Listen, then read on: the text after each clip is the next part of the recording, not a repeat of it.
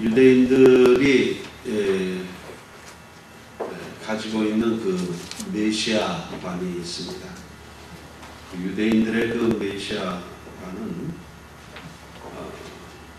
철저하게 지상에 건설된 그들의 나라, 지상에 건설된 그들의 나라에 초점이 맞춰져 있습니다. 이 그들의 나라는 유대인들의 나라, 그리고 유대인들이 다스리는 나라, 여기에 초점이 맞춰져 있다는 것이죠. 그렇기 때문에 십자가에서 죽으신 그 예수는 선지자 혹은 예언자는 될 수 있지만 그리스도는 결코 될 수가 없다라고 하는 겁니다. 이것이 그 유대인들이 가지고 있는 그 메시아관입니다.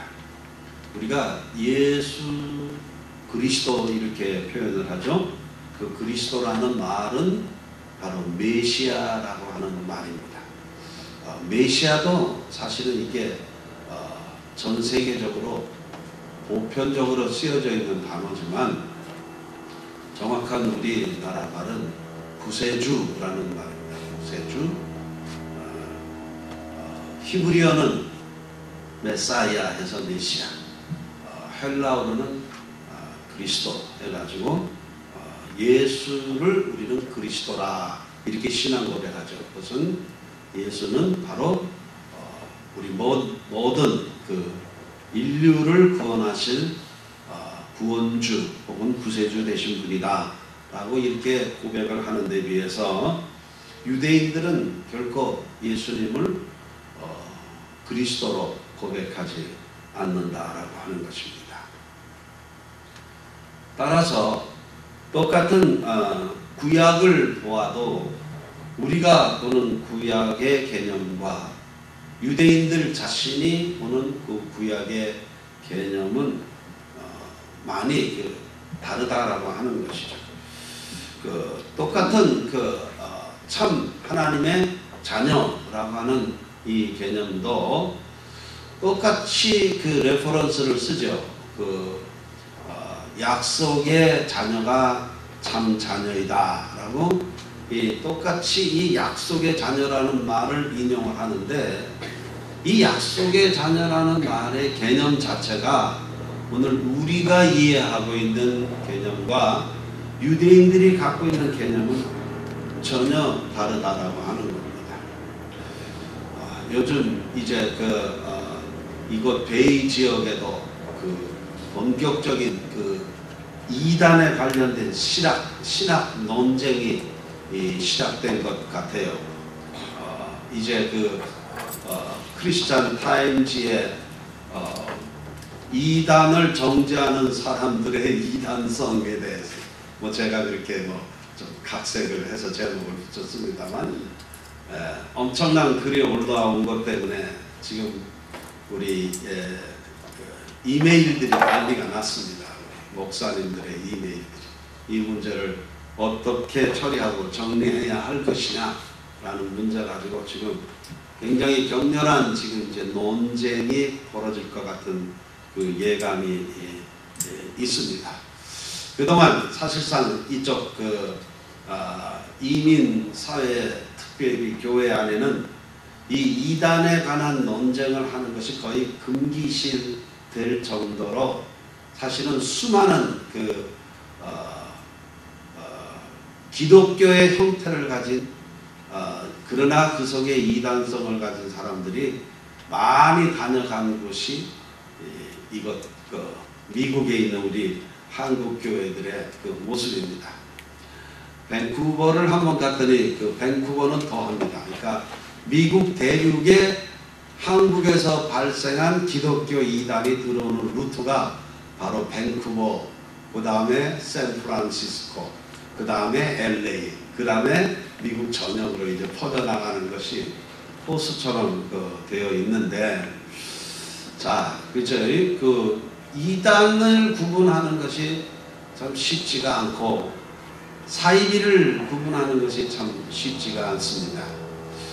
오늘 기독교 근본주의자들이 캐톨릭 로마 교회를 가리켜서 거기는 사탄의 교회다 혹은 이단이다 이렇게 얘기를 많이 합니다만은 그 이단이라고 얘기하기에는 우리 기독교의 그 뿌리와 역사성이 거기에 근거를 두고 있는데 너무 쉽게 이단이라고 얘기하고 사탄의 무리들이라고 얘기를 하고 하는 것도 우리가 조금 생각을 해 볼 일입니다.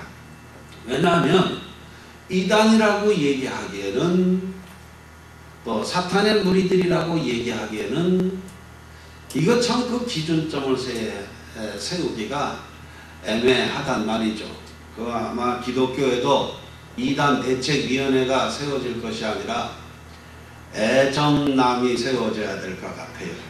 애매한 것을 정리하는 그런 기구가 필요할 것 같습니다. 참 이게 쉽지 않은 일들인데요. 어쨌든 똑같은 성경을 보고 똑같은 예수 그리스도를 보고 그 예수를 그리스도다라고 이렇게 신앙 고백하는 사람들이 있고 예수는 그냥 우리 동족 가운데 있었던 그 예언자 중에 하나다라고 생각하는 사람들이 있단 말이죠. 이게 기가 막힌 거예요. 아까도 언급했지만 우리가 로마 교회를 가리켜서 이단이라고 얘기하는 것에 대해서 우리가 약간의 저항감을 갖는단 말이죠. 그렇게 얘기할 수 있는 것이 아닌데 우리가 살아온 또 우리 신앙의 그 뿌리들을 살펴보면 그냥 그렇게 정죄할 수 있는 게 아니란 말이죠. 또 김삿갓이라고 하는 사람이 실존에 있었다고 그러죠. 이 김삿갓이 죽장에 삿갓 쓰고 방랑길을 떠난 이유가 누군가에 대해서 열심히 성토하는 글을 딱 써서 세상에 공표를 했단 말이죠. 근데 나중에 알고 보니까 죽은 자기 아버지를 씹은 얘기가 됐단 말이죠. 그러니 이거는 부모에게 효도를 해야 될 사람이 불효를 한 것이 되어 가지고 하늘을 쳐다보고 살 수 없다 그래가지고 삿갓을 쓰고 땅만 쳐다보고 이렇게 다녔다라고 하는 그런 우리가 얘기가 있는데 똑같은 심정이 지금 이 사도 바울이 로마서를 쭉 얘기를 해오면서 8장까지 신나게 사실은 믿음으로 구원을 받는다라는 얘기를 신나게 해왔어요. 율법으로 구원받는 것이 아니다라고 신나게 다 얘기를 해오다가 덜컥 가슴에 걸렸단 말이에요. 아이고 우리 조상들 내 민족들 그 믿음으로 구원을 받는다라고 하는 그런 기준을 딱 들이대니까 이거는 바울의 그 육신의 그 뿌리, 그 혈통, 조상들까지 완전히 부인하게 되는 그런 결과를 가져왔단 말이죠. 여기서 이제 믿음으로 구원을 받는다라는 얘기를 논리를 쭉 전개해 가다가 여기서 지금 사도 바울이 9장에 와서 약간의 숨 고르기를 하고 있는 거예요. 그래서 여기서 나온 얘기가 뭐냐면 약속의 자녀라는 얘기와 그 다음에 하나님께서 우리에게 하신 그 약속이 가지고 있는 그 신뢰에 대해서, 신뢰성에 대해서 지금 9장, 10장, 11장을 통해서 언급을 하고 있다는 것이죠. 자, 우리가 이것을 다 정리를 하기 전에 우리가 생각해 볼 것은 그 유대인들이 가지고 있는 그 약속의 자녀의 개념부터 우리가 좀 정리를 해보고 그 다음에 우리 성경이 말하고 있는 약속의 자녀는 무엇인가를 좀 정리를 오늘 해보려고 하는 겁니다. 그 유대인들이 가지고 있는 약속의 자녀의 개념은 한마디로 얘기하면 이것을 선민사상이라고 얘기를 합니다. 영어로 얘기를 좀 표현을 해보자면 시오니즘, 선민사상. 그것은 아브라함의 혈통 가운데 있는 사람, 그 중에서도 특별히 이삭의 혈통 가운데 있는 사람이 약속의 자녀다라고 이렇게 합니다. 그래서 그 이삭의 혈통을 얘기하니까 똑같은 아브라함의 후손들 중에 이스마엘의 후손들은 약속의 자녀가 아니다라고 이제 이야기를 하게 되죠. 그런데 기가 막힌 것은 하나님께서는 그 이스마엘도 똑같이 이삭의 후손처럼 똑같이 축복을 해 주시는 것을 볼 수가 있단 말이죠. 그러니까 똑같이 우리가 성경을 보고 똑같이 구약을 보는데도 이 성경을 어떻게 이해하고 해석하느냐에 따라서 전혀 이게 나중에 가게 되면 전혀 이것이 달라져 버려요. 원수가 되어버리지 않습니다. 이스마엘 자손과 이삭의 자손들이 지금은 서로 용서할 수 없는 그 원수들이 돼가지고 지금 모든 이 세계 분쟁의 중심에 이 두 민족이 서 있단 말이죠. 또 다른 표현을 해보면 시오니즘이라고 얘기를 할 수 있습니다.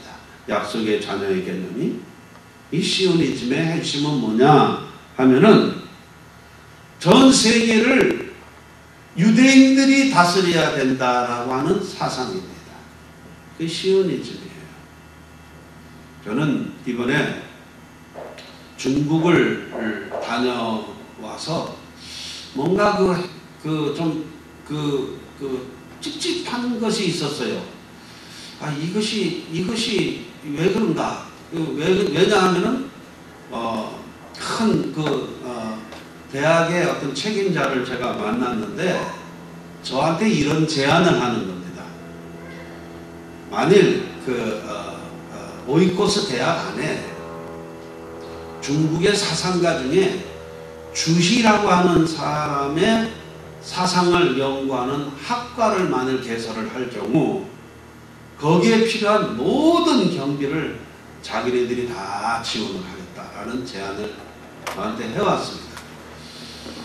그래서 제가 이제 대답을 하기는 우리는 그런 부분에 대해서 특별히 연구할 수 있는 학교가 아니고 우리는 우리의 학교의 펀더멘탈은 크리스찬이티이기 때문에 그런 사상은 우리가 한 과목 정도 우리가 사상 혹은 철학적인 부분에서 연구는 할 수 있을런지 모르지만 그것을 전문으로 연구하는 학과에서는 어렵다라고 제가 대답을 하고 왔습니다. 그런데 도대체 그 사람들이 왜 그런 거를 우리에게 요청을 했을까? 충분하게 이 대화가 되지 않은 상태에서 와서 계속 고민을 하는 거예요. 고민 아닌 고민을 하는 겁니다. 왜 특별히 많은 사상가들이 있잖아요. 공자도 있고 노자도 있고 장자도 있고 한데 왜 주희라고 하는 사람에 대해서 특별히 공산당 간부예요. 공산당 간부가 왜 그것을 우리한테 제안을 했을까? 그 의문을 풀 수가 없었어요. 의문을 풀 수 없었는데 제가 가지고 있는 책 중에 동양 사상에 대한 다이제스트 된 책이 있어요. 다이제스트 됐다고 해도 이렇게 두껍습니다. 그 책을 제가 이렇게 쭉 보면서 도대체 주희가 누구인가에 대해서 제가 조금 찾아봤습니다. 기가 막힙니다. 딱 한 줄 주희에 대해서 써 있는데 주희는 한족이 다스리는 중국 이것을 사상화시킨 사람이 주희였습니다.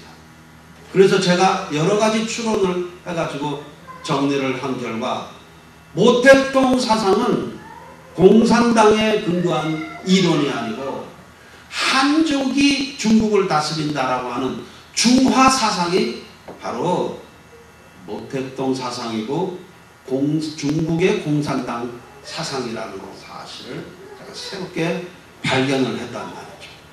기가 막힙니다.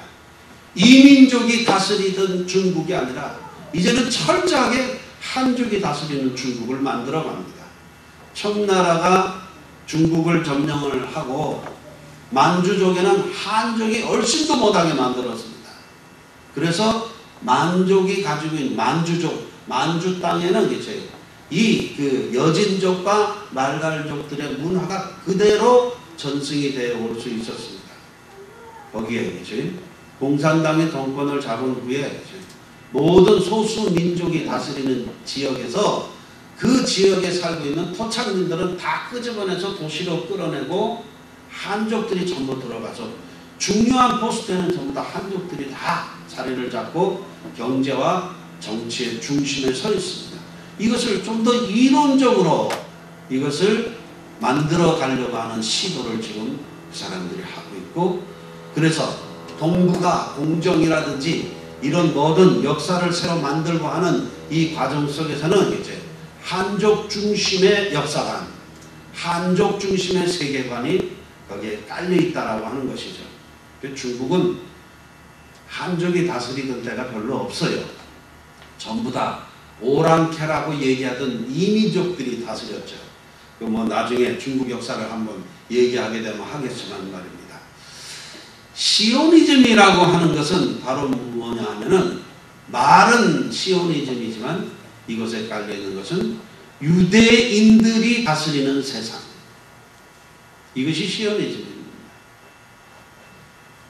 그래서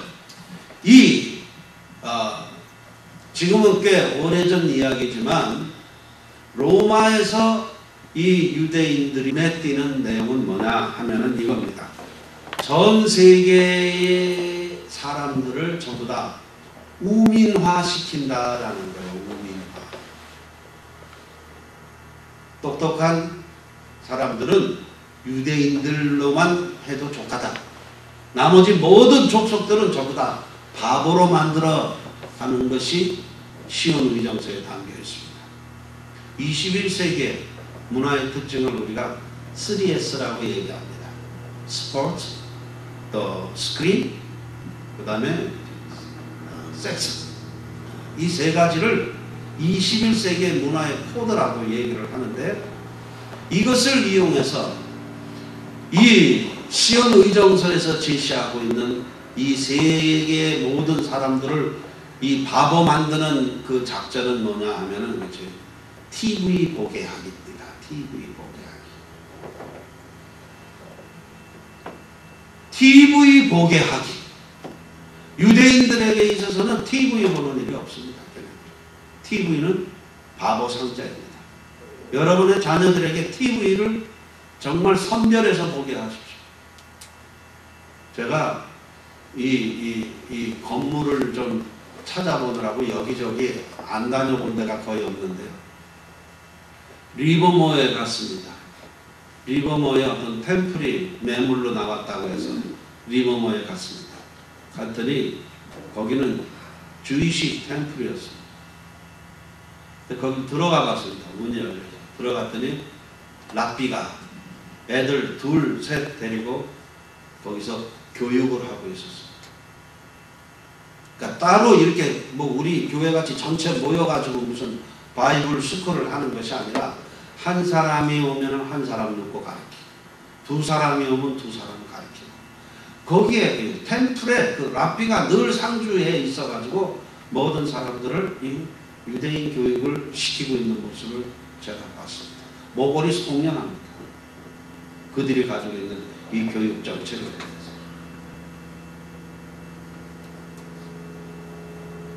기가 막히죠. 그런데 이 유대인들이 침투하지 못하는 곳이 딱 한 군데 있습니다. 대한민국 우리 조국입니다. 그렇게 들어오고 싶어도 유대인 상권이 들어오지 못하는 것이 한국입니다. 뭐 결국은 유대인 자본에 의해서 얻어 터져가지고 IMF 사태가 벌어졌고, 뭐 그래가지고 한국이 경제적으로 어려웠던 거는 우리 한국만이 아니라 전 세계적으로 유대인 자본이 가지고 노는 겁니다. 전 세계를. 거기에 한국이 당한 것이죠. 또 한 가지 안 되는 것이 있습니다. 이 사람들이 집요하게 추구하는 것이 뭐냐면 유대인들만 순혈주의, 혈통 속에 자기네들만 혈통을 유지하고 이 세상 모든 민족들은 전부 다 혼합 교배시키는 겁니다. 그래서 한국 사람이 그러니까 황인종이 백인하고 결혼하고 백인이 흑인하고 결혼하고 이걸 그렇게 시도를 하는데 이 흑인하고 백인하고 그게 잘 안 되는 거예요. 그래서 그 사람들의 지금 어떤 정책이 막혀 있다라고 그렇게 얘기를 합니다.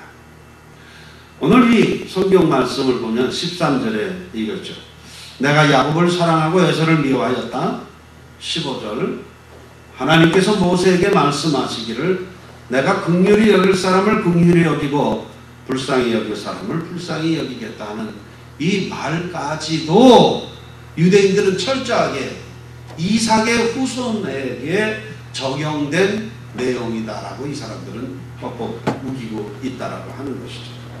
따라서 유대인들이 이야기하고 있는 하나님의 나라는 오늘 우리들 성경에서 우리가 이해하고 있는 하나님의 나라와는 전혀 그 개념이 다릅니다. 유대인들이 이야기하고 있는 이 구원이라고 하는 개념은 오늘 우리 개신교에서 얘기하고 있는 구원이라고 하는 개념하고는 전혀 달라요. 똑같은 단어를 사용하지만 전혀 그 의미는 다르다라고 하는 겁니다. 그들이 이야기하고 있는 구원은 유대인들이 다스리는 세상, 그것이 세상의 구원을 받는 겁니다.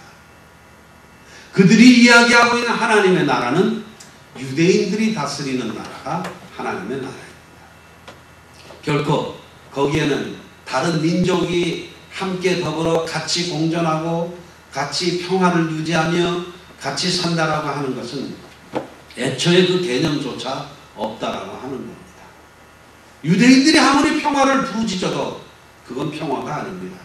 자기네들이 힘을 키우고 세력을 키우기 위한 하나의 시간 벌기에 불과한 것이지 그들에게서는 결코 평화가 없다라고 하는 거고, 그렇기 때문에 팔레스타인 땅에서 피가 끊이지 않고 계속해서 전쟁이 벌어지고 살인이 벌어지고 하는 가장 그 이유는 유대인들이 이 시오니즘 사상을 버리지 않는 한은 중동에서는 분쟁이 끝일 수가 없다라고 하는 사실입니다. 그럼 성경에서 얘기하고 있는 하나님의 자녀, 참 자녀, 또 약속의 자손이라고 하는 그 개념은 무엇이냐라고 하는 겁니다. 그 우리가 이해하고 있는 개념이에요. 우리가 이해하고. 이것이 틀리지 않았으면 좋겠어요.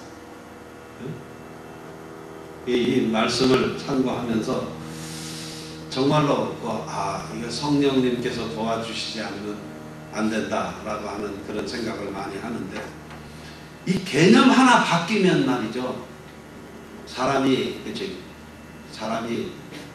평화주의자가 되느냐 아니면 분리주의자가 되느냐 전쟁 옹호자가 되느냐, 이것이 결정나 버린다는 말이죠. 성경적 의미는 무엇인가?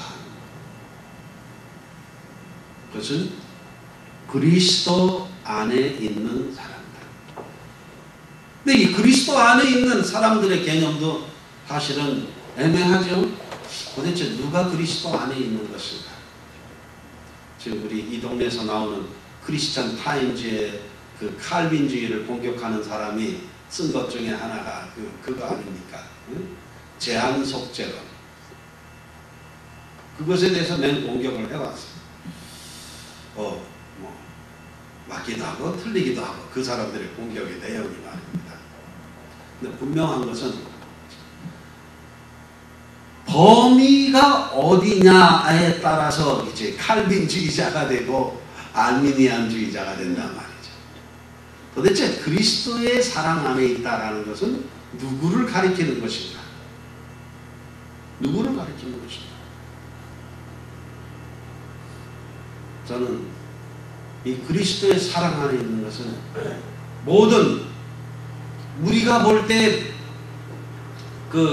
생명력이 없어 보이는 돌 하나까지도 다 그리스도 안에 있다라고 저는 그렇게 개념을 갖고 있습니다. 요한복음 3장 16절 내용의 말씀은 이겁니다. 하나님께서 세상을 이처럼 사랑하셨다라고 하는, 바로 그 이처럼은 이 세상을 사랑하기 위해서 예수 그리스도께서 십자가에서 죽으실 수밖에 없었다라고 하는 그 내용을 얘기하고 있습니다. 그리고 그 세상을 이처럼 사랑하셨다고 했을 때 그 세상은 이제 하나님이 창조하신 모든 피조세계 전체를 포함한다라고 저는 그렇게 해석을 합니다. 이것 가지고 사실은 개신교회가 양분되어 있죠. 양분되어 있습니다. 적어도 하나님의 사랑의 범위는, 그렇죠, 인간적으로 그 맺어져 있는 이 혈통 관계를 넘어서야만 된다는 것이 제 생각입니다. 이걸 넘어서지 않는다면 하나님의 사랑은 아무 의미가 없어요. 그가 창조한 세계를 자기가 이걸 나눠가지고 이걸 분리해서 여기만 사랑하고 여기는 사랑 안 하겠다? 그거 아닙니다. 구원이라고 하는 개념도 있어요. 예수 믿고 천당이라고 하는 건 당연한 논리의 근거이지만, 그렇죠, 예수 믿고 천당 이 말보다는 예수 안에 천당이라는 말이 훨씬 더 성경적인 개념이라고 생각을 합니다. 재수가 없어서 부모 잘못 만나가지고 처음부터, 그렇죠, 교회당 안에 발을 들여 놓지도 못한 사람들이 있을 수도 있단 말이죠. 0.001%의 가능성이라도 있다면 우리는 그 가능성을 가지고 구원의 범위를 넓혀가야 된다고 저는 생각을 합니다. 이것이 가장 성경적인 개념이라고 얘기합니다. 대속의 피 꽂는 그 범위가 이 사람한테만, 이 사람은 아니라면 하나님의 사랑은, 그 단어는 별로 의미가 없는 사랑이다라고 하는 거죠.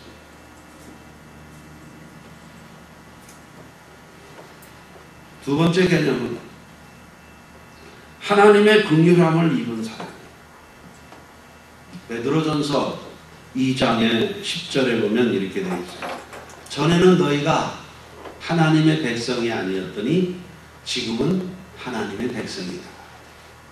전에는 너희가 자비하심을 입지 못했었는데 지금은 너희가 자비하심을 입은 사람이다.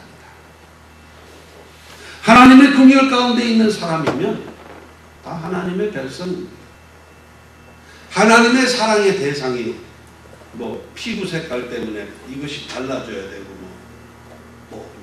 부자고 많이 배우고 안 배운 거 가지고, 또 많이 가진 거 안 배운 거 가지고, 많이 가진 거 안 가진 거 가지고, 또 못생긴 거 잘생긴 거 가지고, 이런 것 가지고 구분이 된다면 정말이죠, 하나님의 사랑은 가치가 없어요. 그런 하나님 같으면 믿을 필요도 없고요. 하나님이 나를 사랑합니다 라는 이 고백 속에는 그렇잖아요. 정말 난 아무런 존재 의미도 없어 보였던 그런 인생이었는데 이런 인생을 가장 의미 있게 여기셨다. 본질상 진노의 자녀였던 너희들을 하나님이 은혜로 사랑으로 택하사 하나님의 백성이 되었다라고 하는 이 그 에베소서를 통해서 표현되고 있는 그 사도 바울의 그 고백이 우리의 고백으로 이것이 만들어진다면 말입니다. 똑같은 고백이죠. 아무 존재감도 없었던, 여전히 지금도 세상 사람들이 볼 때는 존재감 없는 이런 존재들에게 하나님께서는 가장 큰 의미의 존재를 부여하시고, 너는 나의 택한 백성이다, 또 왕같은 제사장이다, 이런 우리에 대한 표현을 하신단 말이죠. 너희는 거룩한 백성이다.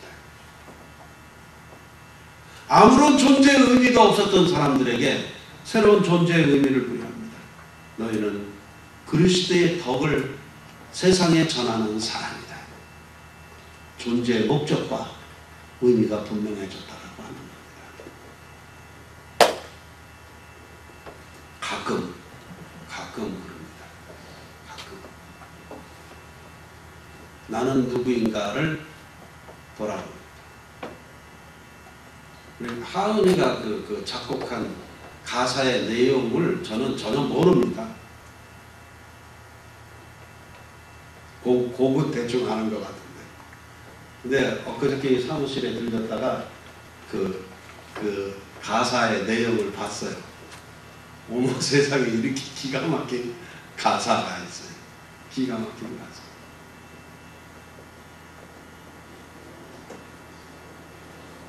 너무 일찍 깨달음이 온 것 같아요. 우리는 30살, 40살, 50살이 돼서 생각해 볼 수 있는 내용을 20살도 안 돼서 생각해 본다. 큰 하나님의 큰 축복이다라는 생각을 했어요. 그 가사를 보면서. 지금도 저는 그랬어요. 저도 그 가사의 내용처럼 새벽에 문득 잠이 깨서 나를 돌아봅니다. 도대체 난 무엇인가?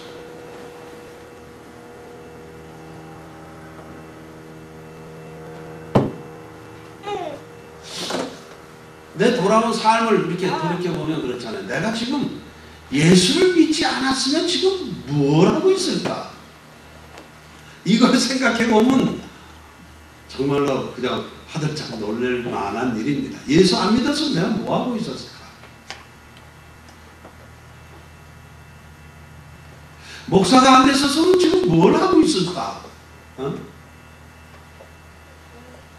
사실 매일매일 뭐 이런저런 고민을 하잖아요. 근데 매일매일 그런 고민을 하는데 이것을 내가 목회도 아니고 목사도 아니고 뭐 그냥 예수 믿지도 않는 상태에서 만일 그런 고민을 했다면 수십 번도 자살하고 죽었을 것 같아요.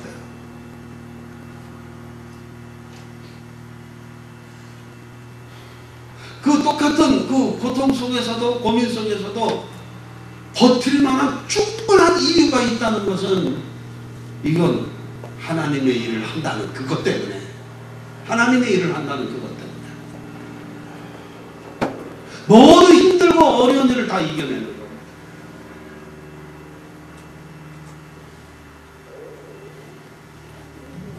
만일 내가 예수를 안 믿고 교회 바깥에서 지금까지 내가 살고 있었다면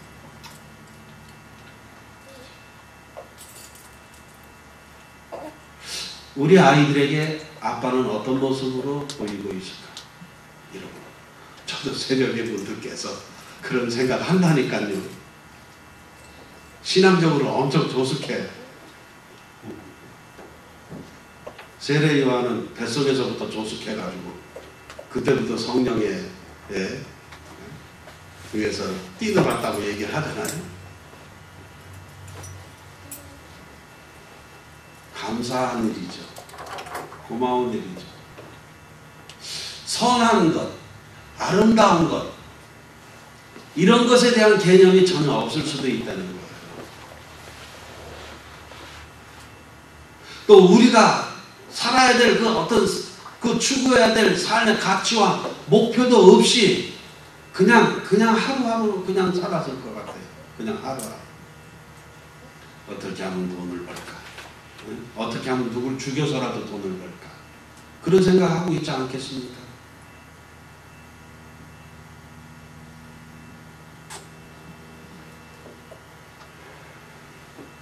아무 존재의 의미도 없던 인생들을 하나님께서 긍휼히 여기셔서 그리스도의 그 피공로로 구원하시고 우리로 하여금 새로운 가치의 눈을 뜨게 하셨다.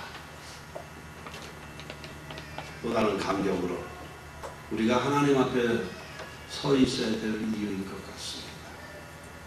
그 때로는 우리의 삶이 곤고할지라도 결코 절망하고 좌절하지 않아야 될 그 이유, 바로 우리는 이 하나님의 긍휼을, 하나님의 자비하심을 힘입고 있는 사람이기 때문에